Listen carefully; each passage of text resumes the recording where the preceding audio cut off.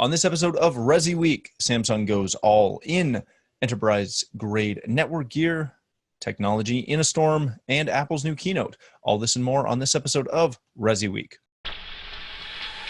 The network for the AV industry. What are you listening to? This is AV. This is AVNation. This is AVNation. This is ResiWeek, episode 137, Technology in a Storm. Support for AVNation is brought to you by Middle Atlantic, what great systems are built on, and by HD Base Tea. Welcome to ResiWeek. This is your weekly wrap-up of all the latest news and stories for the residential AV industry. I'm your host, Matt D. Scott for AVNation.tv, and today I'm pleased to be joined by one of my partners in crime, Joe Whitaker. He is the president owner of The Thoughtful Home, coming to us from a basement. How you doing, Joe? Doing well, coming live from the AV Batcave. With our little bit of natural reverb just for fun. And we're also joined by my good friend Dennis Holzer, from the executive director of Power Alliance. How are you, sir? I am doing terrific. Thanks for having me back. How bad did I butcher your last name? No, you're fine. Always that last minute. Oh no, am I going to say that wrong? Gentlemen, we were obviously just at CEDIA. I saw both of you quite a lot, which was fantastic. So I want to kick this off with a story that comes to us from CE Pro regarding Samsung. This is written by the one and only Jason Knott. If you were at the show and you walked around a little bit, Samsung obviously had their monster booth that they are accustomed to having. But one of the biggest things was they were really talking about how they were going all in on the CI channel. They've introduced a bunch of new products, specifically the 8K displays, their new frame. They had the wall there, I think for the first time at CEDIA, although we've seen it a couple of times, but I believe it was the first time it was at CEDIA, and that's their micro LED video wall. They also talked a lot about their 5-star solutions program and how that's essentially a dealer portal for CI integrators that allows them, some information, white papers, all the fun stuff, including dedicated customer support channels. Dennis, I want to start with you on this one. When we look at someone like Samsung, they've had, like most of the major manufacturers, they've had their ups and downs with our channel, sometimes where they A, don't show up to Expo, but B, where they're just a handle to deal with.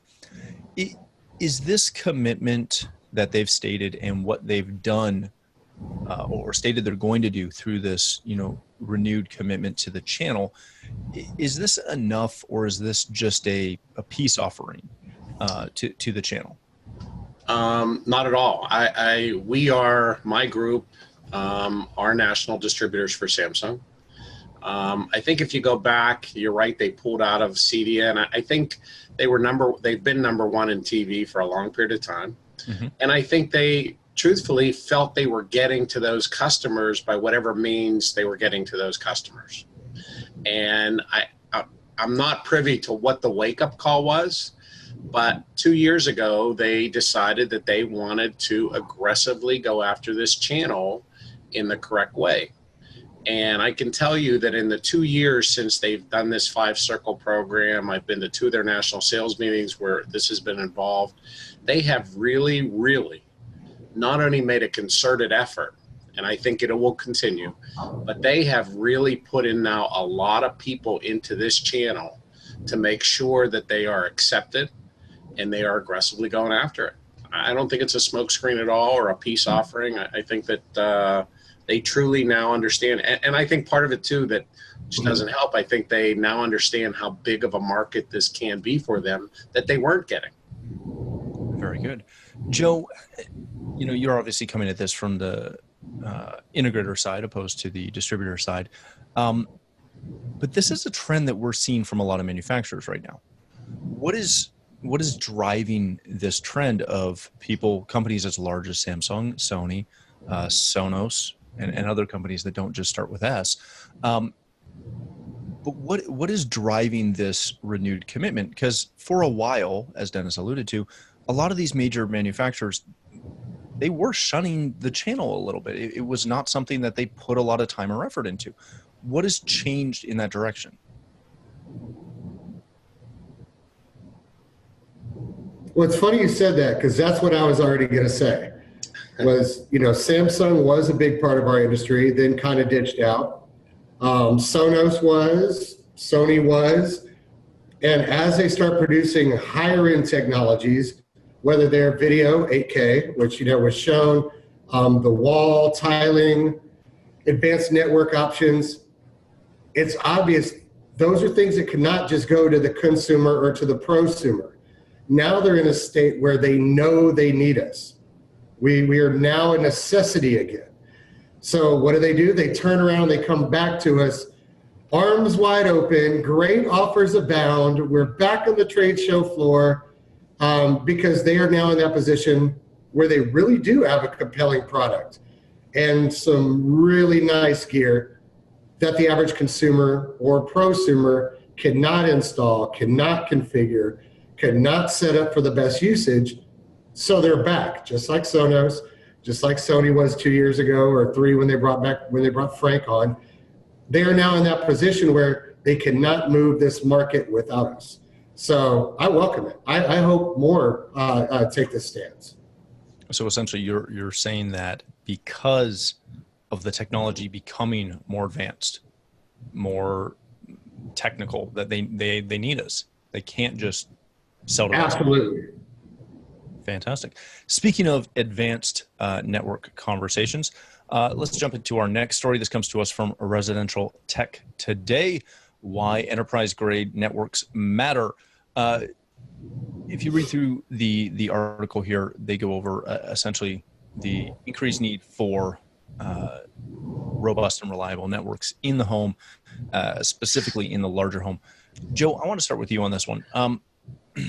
We've seen enterprise-grade, commercial-grade networks as a very popular option for a long time. It's something that anyone who knows networking as a rule will specify this. They're not putting in consumer-grade or generic-grade networking products into large homes. We're starting to see this trickle down into your average homes, your regular homes. What is the main reasoning behind why we're seeing that? 2, security would be one. The other is amount of devices on the network. When you put a ton of devices on the network, it obviously strains it. And now we're starting to get into the point where, IoT devices that talk to a cloud, need to kind of sit on its own segmented area away from all your local devices. So now we're coming into a point where these networks, and the funny thing is we've been saying it for a decade within our community, within the CEDIA community, is we're coming into that part where these networks do have to be segregated. They do have to be secure. They pretty much are operating as small businesses now. Dennis, when we look at this, the big thing that always comes back to me, and I own an integration firm. This is something that we do on the regular. We don't carry consumer grade networking products at all. Everything we offer is at a minimum small business.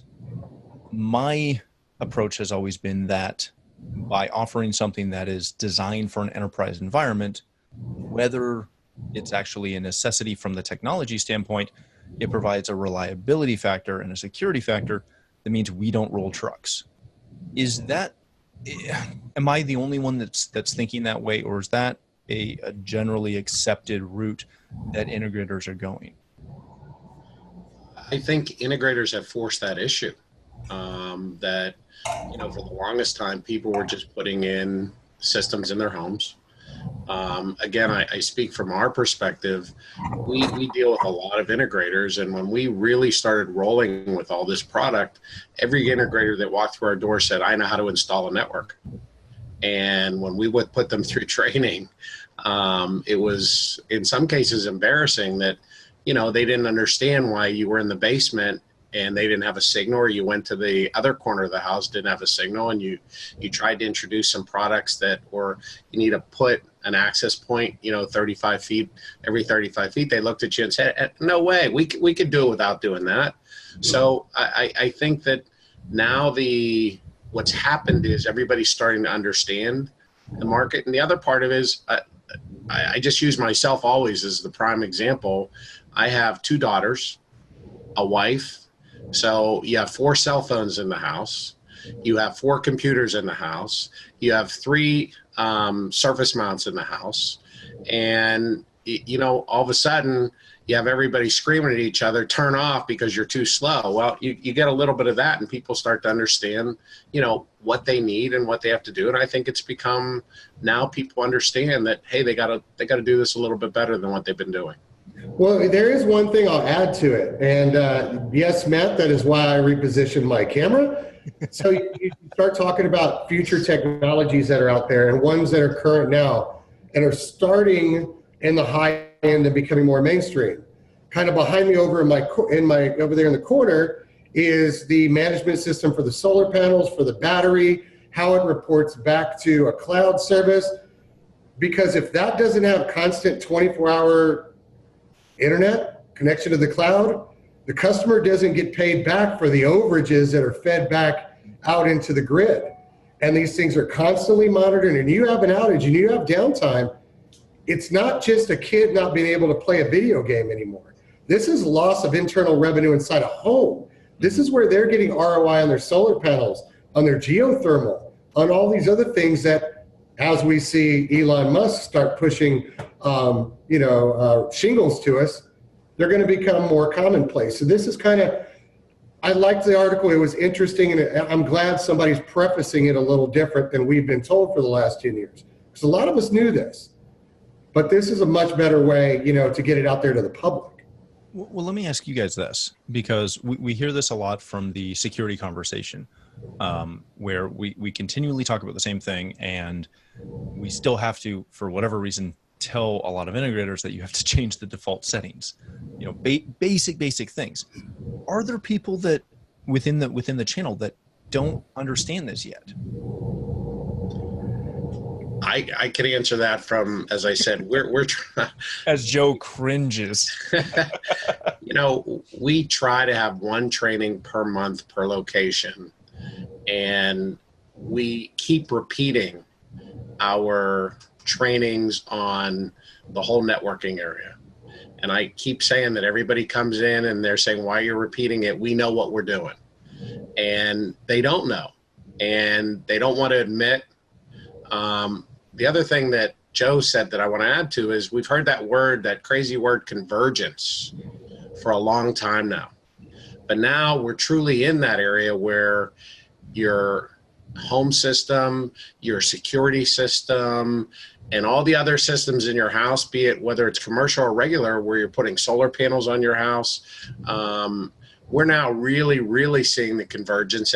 And someone asked me at CEDIA, we do a lot of our own manufacturing for products that we sell. And one of the manufacturers said to me, if we could build you something right now, what would we build you? And I said, no doubt, you'd build me a recliner with a motor and a steering wheel. And he looked at me like, what are you talking about? I said, well, the way we're going, you don't have to leave your seat anymore in your house, other than to drive to the bathroom or drive to the kitchen to get your meals. You can do everything online. And whether it is control your system, your security system, whether it is control your home theater, or purchasing, your banking, whatever you want to do online, it's becoming complicated. And we, at least again at Powerhouse, we're trying to train the installers. Many of them are good, but many of them think they're better than they are. Yeah, very good point. All right, gentlemen, let's move on to our next story. This comes to us from the New York Times: making the most of your technology during Hurricane Florence. I don't want to dig too much into this. Dennis, you told us kind of pre-show that you're starting to see some of that weather, residual weather that's coming up the coast. What I wanted to dig into this, and they do make some really good points. If you live in any area where you deal with weather issues, this is a good thing to check. We don't get hurricanes in Ontario as a rule. We do get massive snowstorms, though. The big thing I wanted to get into with this was, as you read through the article, they're talking about important things like, putting your electronics in something waterproof and putting them somewhere high up as so that they won't deal with water damage and things such as that. Joe, when we look at this, what are the good ideas or what can integrators do in the event of some sort of natural event coming? I know you guys are kind of in a little bit in Tornado Alley-ish, sort of, kind of, a little bit. We get, as I said, we get a lot of massive snowstorms, as I'm sure Pittsburgh does as well. Is there anything that we as integrators should be or can be doing when these types of events are coming to help our clients in any way? Well, it's one of those things that it's like electricity and heat. If the power is gone, the internet is gone, there's not a lot you can do. Helping them be prepared is obviously an option. But when stuff goes south. It is the one time where you're allowed to not have your system work. Because, active gods are what they are. We have, like here in St. Louis, we do have some emergency alerts that are piped in ahead of time over speakers that kind of override everything. They kind of follow our tornado sirens. We have things like that, but the biggest thing is education. I did some work a couple of years with a not-for-profit that provides technology assistance to those areas that suffer from disasters. And there was a study done, and the top 5 things people ask for when a disaster hits is number 1, food, number 2, water, number 3 is data and communications, before shelter and clothing. Yeah. But the thing is after the fact, you have to prepare them with batteries, ways that they can alternatively charge their phones, things like this, because in a disaster, tornado, hurricane, things of that nature, forget it, it's game over. Because you're talking about cell phones being taken down, fiber being torn out of the streets. At that point, there's not a lot you can do. I found this article a little interesting, but if you look at some of the biggest impacts that we've had from natural disasters in the last 10 years, there's nothing that any of us could have done to help. I mean, I was in Houston when the big hurricane came through and sank everything, Galveston Island down to one building in the center, and we were doing everything we could just to help people get landlines back up. Yeah. And then when it goes south, it goes south. So the best thing to do is promote early preparation, be able to deploy early warning systems in the houses we support, be able to let them know if internet goes down or network goes down, you're going to be out for 2 to 3 weeks. If power goes down, you're at 1 to 3 weeks. Be able to let them know that when these things happen, your best bet is to bail, because you're not going to be able to do anything. Get out while you can. Very good.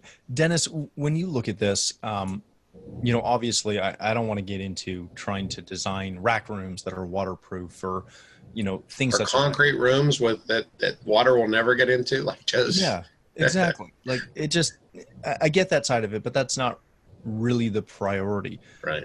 Is there added benefit to dealers or integrators sending out, emails about things like, hey, back up your computers to the cloud, make sure you have batteries, make sure you do this, make sure you do that? Because as Joe mentioned, a lot of these, and I'm sure the last person that most people want to hear from is their AV integrator when there's a hurricane coming.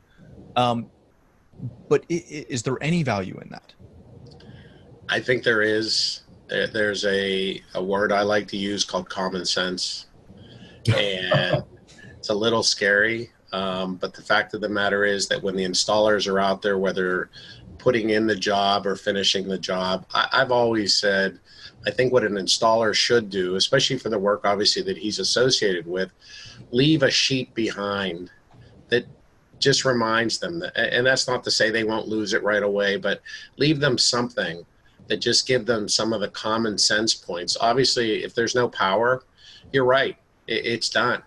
So there's not a hell of a lot you can do. You could put your router so it'll never get wet, but again, if there is no power, it doesn't matter. So my advice is just use common sense, and I think the better integrators I think they do a great job of preparing their customers with continued correspondence and different things. And I think that's about all you can do. Well, I will add that that's today, though. Tomorrow, a year, 2 years down the road, that could drastically change with storing energy on site, 5G, where you're going to have a lot, some constant data with better antenna arrays and deployment by cellular companies. But right now, we can't do much, unfortunately. I will say that my company has been in some initial talks with battery storage companies that integrate with solar, so that in the event of a natural disaster, you can recharge that battery and run certain things within your home and tie those into satellite uplinks to give you communication. It's something that I think we're going to continue to see as technology advances, and obviously weather occasionally degrades. But up here, when it's snowing, sun is not always easy to find. Let's get our last thing of the day. This comes to us from Twice Magazine and covers the Apple event of last Wednesday, I should say, which I watched with bated breath. If you missed it, Apple announced 3 new iPhones, a new iWatch, and a couple other little things, specifically Dolby Atmos for Apple TV. Dennis, I want to start with you on this. I'm an Apple guy, so I always follow the Apple announcements because I'm an Apple guy. They obviously released some pretty cool things, depending on where you fit on that spectrum. But the one that should excite our audience the most is the combination of the Apple Watch with the FDA-approved ECG and obviously Dolby Atmos on Apple TV. Was there anything else in this, Dennis, that you saw that excited you, that you care about, or is it just those 2 things? No, we do distribute Apple products, and the watches continue to amaze me in their sales. So that part didn't surprise me. I think Apple's at an interesting crossroads too. When you look at high technology, I think they're obviously trying to get really into that security field, home automation field. I think they're behind the 8 ball there compared to other companies. The iPhones, I just bought a 10, and it's probably the worst purchase I ever made. It's been defective 3 times in the first 2 weeks. And all products that if you go online, information, if you go online, these are true. Like the screen just had a green line going through it. It's a firmware issue that they got to replace the screen. Now it's just shorting out on its own at the least opportune time, and it's not because of floods or anything like that. It'll be interesting to see where they go. I'll tell you, it's amazing how many Apple TVs we sell, and I think Atmos will really help that. Even better than it is already doing. But I think they have a long way to go, as technical as they are and as advanced they are in different areas. I think this is one of the areas that they're pushing the ball uphill. Very good. Joe, you and I have talked to Apple multiple times. If you watch this, was there anything that excited you, or is it just another, shall I say, subpar Apple event? Stop making stuff. Seriously, I just bought this phone and now I have to throw it away. No, it's like, okay. Why don't you send it to Dennis? Because I don't think mine works, though. Mine actually does work. That's what I'm saying. But, send it to Dennis. It's like it's like going to a trade show and all you see is more speakers. Thank you for giving me 3 new phones with a couple more. I feel like we're like back in the beginnings of computers where, I had a 486 and now you got this 1024 and we're going to make a new one here in 2 months. But hold on. That's kind of how I feel right now. Isn't this, though, the smartphone race? Isn't this the arms race of, the 60s? Because Apple's not going to stop if Samsung doesn't stop. And true, and they're just going to keep doing and doing and doing and doing. Now, the Dolby Atmos thing was kind of exciting as long as they don't make mistakes they made before, like when they did the automatic firmware to support HDR. Well, they said, oh, well, Sony got all the HDR updates. We'll just make Netflix HDR in all of them. So you had thousands upon thousands of users of Sony projectors that no longer could use HDR or couldn't use Netflix at all because it identified it as a Sony product. Oh, it's got HDR. So as long as they don't, mess up those network calls where all of a sudden your equipment is trying to pull stuff that doesn't work, great announcement. Because if you look at the catalog, there's a lot of stuff that actually has Atmos in Apple's catalog. I mean a lot. And it's some of the good stuff too. So the addition of that, being able to give that to our clients is big. So I'm hoping the next Apple TV that comes out kind of adds to that. But that was about it. I mean, the watch thing was kind of cool, but we all knew that was coming if you paid attention to the media 6 months ago. They announced the first one that was approved. So the watch is a big deal. Atmos is a big deal. But everything else is just more products. That's it. Just more of the same thing, and that's it. Very good. I will say that the watch excited me. Atmos excited me. What highly did not excite me was the fact that here, their fully loaded large iPhone, before we have tax and Apple Care, is going to be $2,000. That did not excite me.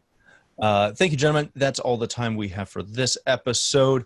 I had a great time. I hope you did as well. Dennis, if people want to connect with you, learn more about Powerhouse Alliance, where can they do that? The Alliance, www.powerhousealliance.com. You want to reach out to me, D. Holzer at powerhousealliance.com. As always, I've really appreciated being on and talking about where we're going. Thanks so much for being here. Joe, since you've now moved into your fifth shot of the day, if people want to connect with you, learn a little bit about the Thoughtful Home and the Thoughtful Restaurant and the Thoughtful Pet Store, candy shop, whatever else you've got in the pipeline. And we could keep coming up with more. You could find me at The Thoughtful Home on Twitter, at The Thoughtful Home on Facebook, and anywhere that you find CEDIA. Very good. Thanks again for joining us. For myself, if you'd like to connect with me, you can find me at Matt D. Scott on Twitter and every other social platform. But more importantly, please stop by AVNation.tv, where you'll find this show, as well as a wide variety of our other shows with all the verticals that we cover. When you visit the site, please take a moment to check out our underwriters. We are extremely thankful for their support and ask that you support them as well. Thanks again for watching. That's all the time we have for this episode of ResiWeek.